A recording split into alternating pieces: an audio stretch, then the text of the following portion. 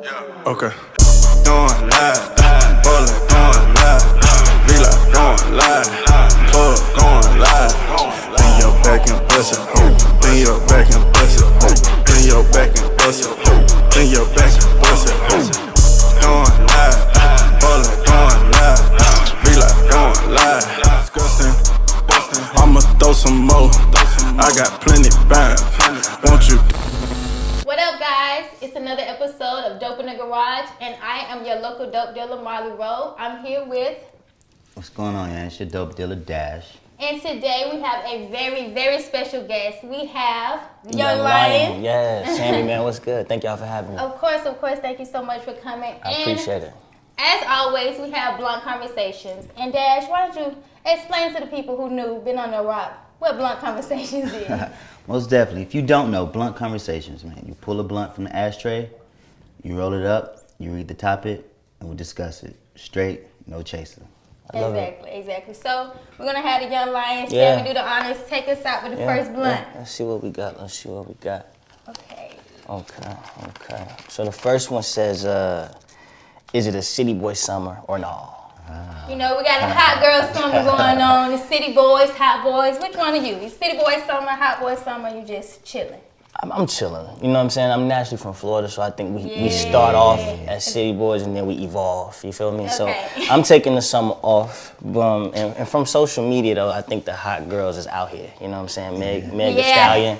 She got them lit, you know what I'm saying? Everyone's turning up. Everybody's turning up. Living their best life, yeah. Yes. I just came from Vegas and it was a lot of hot girls out there for sure. Oh yeah, I'm sure Vegas have plenty of hot girls, okay? Yeah. Let's get into the next blunt. Next blunt? So another one. Let's see, okay. Blunt 2 says, name an Atlanta native that has been influential in my career. That's easy. Dallas Austin. Yeah. He discovered me. Yeah, he changed my life. You know what I'm saying? I did the Apollo in 1999. Oh my Actually, in goodness. 1998. Yeah. But that is so 1998, 1999. I did my Sharia Mall by Stevie Wonder, and he signed me to Capitol Records, Free World Entertainment. And the first record I ever recorded in my life was "I Like It," which happened to be my first #1 at the age of 12. So, shout out to Dallas Austin. What was you doing when "I Like It" came on? I don't want to tell you. I mean, I literally remember being in the backyard at home. I like it. Yeah, that record changed my life, and he was the first somebody to look at me, you know what I'm saying, and say, I want to take that kid and make him special. Yeah. And he just got inducted to the Songwriting Hall of Fame too. I've seen that. So, you know, for him to still be going, I think it's amazing, you know, and for myself to be going, it shows that he has an eye for longevity, not just someone that was there for that time. So shout out to DA, man. I love you forever for changing my life. Yeah, shout out to Dallas, ATL native. Big facts. Liddy. Yeah. Okay, want to get into another one? Yeah, easy. Yeah, These are good blunts. Yeah, we're getting high. Getting high. Like grab a paper. Which female rapper would I like to collaborate with?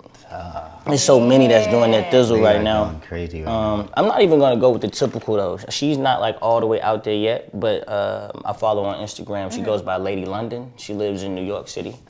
To me, like she's the definition of everything. She has the look, she has the sex appeal, she has the lyrical content too. You know what I'm saying? I'm like. I'm appreciative of what Cardi B is doing, what Meg Thee Stallion is doing, what Sweetie's doing. Like, it's a lot of dope music. But then, like for me, when I follow, and I just ran into her joint. I think she was freestyling, like maybe Sway in the Morning or something, one of those New York joints. And she was just going crazy. Like she has the swag, the charisma, and everything. And like I said, I'm a big fan and an advocate of lyrical content. Right, exactly. And I can appreciate that coming from a woman. You know what I'm saying? Like I believe her. Right, exactly. And I guess that's the narrative now. Like. Yeah, I know. I know they went in on JD about that the other day, but you know, I think whatever floats your boat. You know what I mean? If it's just twerk music or if it's talking about, you know, sex and these, like there's an audience for it all. I think that's why I love where the music business is at. It's not all about just being a lyricist or just selling sex. Like whatever works for you, milk that thing and just be the best at it. But Lady London, she embodies everything that I appreciate. I need to check her out. I never heard of her. Yeah. I ain't want to pick the typical joint. Right, exactly. Yeah.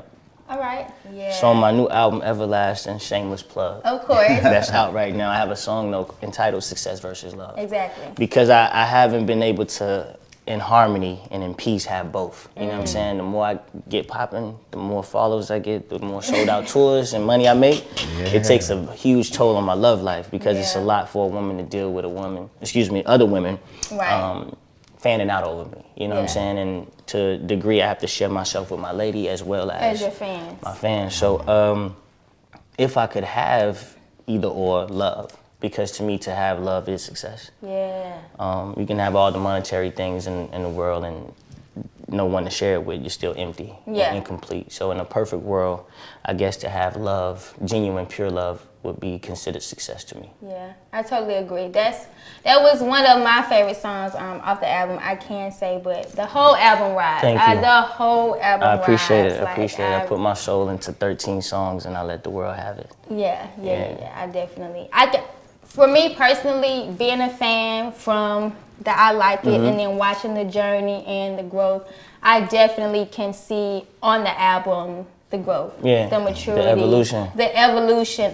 Just talking about different topics from, just I love the song with your family. Yeah, Price of Fame. Yes, That's and how my favorite. they encouraging and just talking about just how you never gave up. In this industry, it can be fickle, and it takes a certain type of endurance to last as long as you last. Perseverance. I'm entering my 20th year being professionally known as Sammie. I'm 32 years young and came in literally when I was 12. And it hasn't been like the most beautiful story. Right. You know what I'm saying? Some bumps and bruises, but the story or the outcome turned out to be beautiful. Yeah. So perseverance and believing in yourself, not forcing yourself on the people.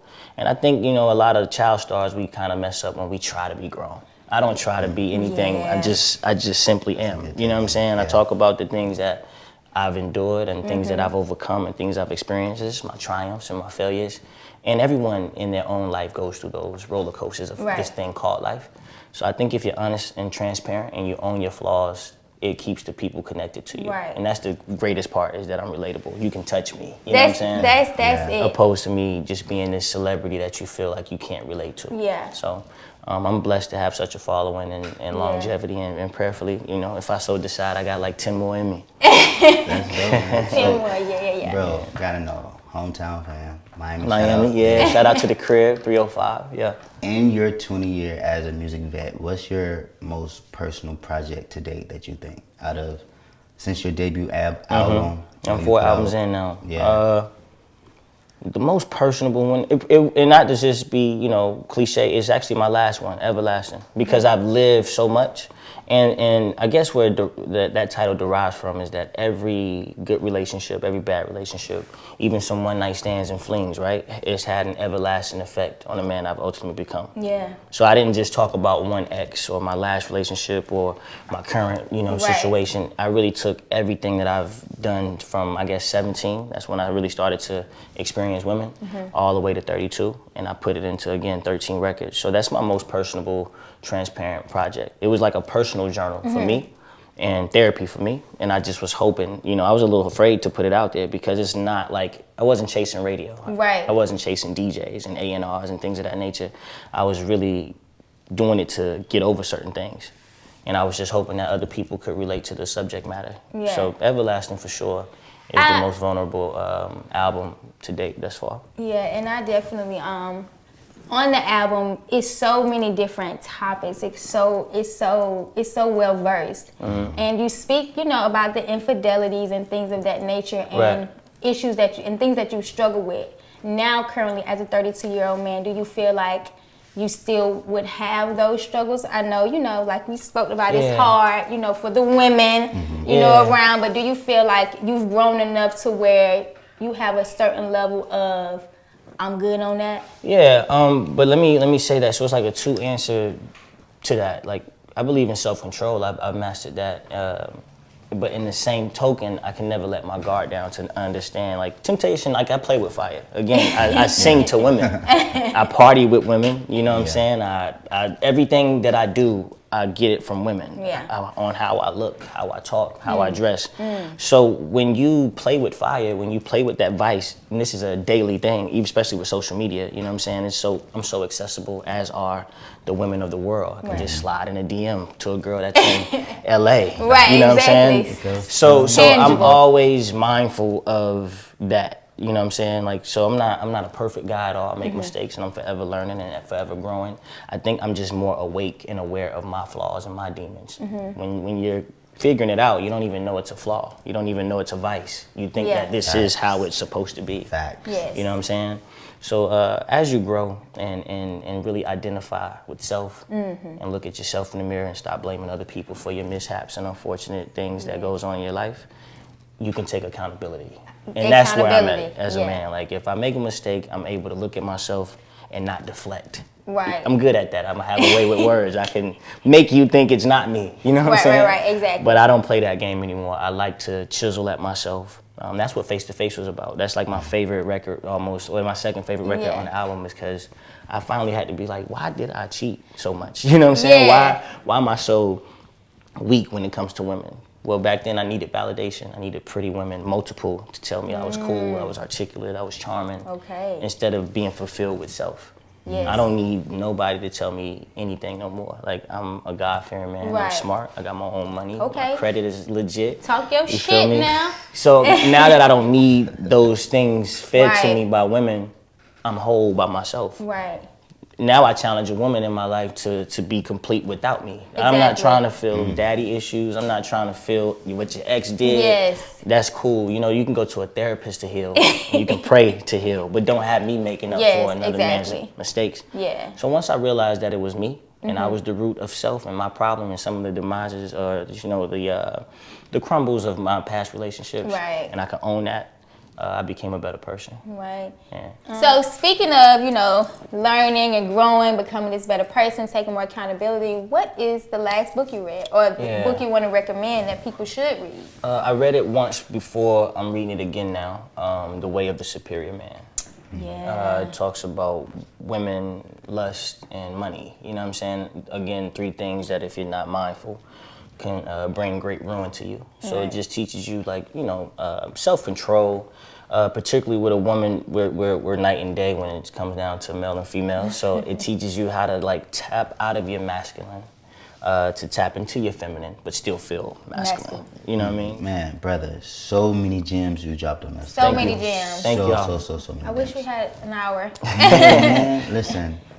Hopefully it's your first time. Yeah. Definitely hope it won't be your last, man. Tell the people out there, where can we find the new album, your socials, what you up to, what you got coming up. Yeah, my website, my Twitter, as well as my Instagram is Sammie Always, SAMMIEALWAYS.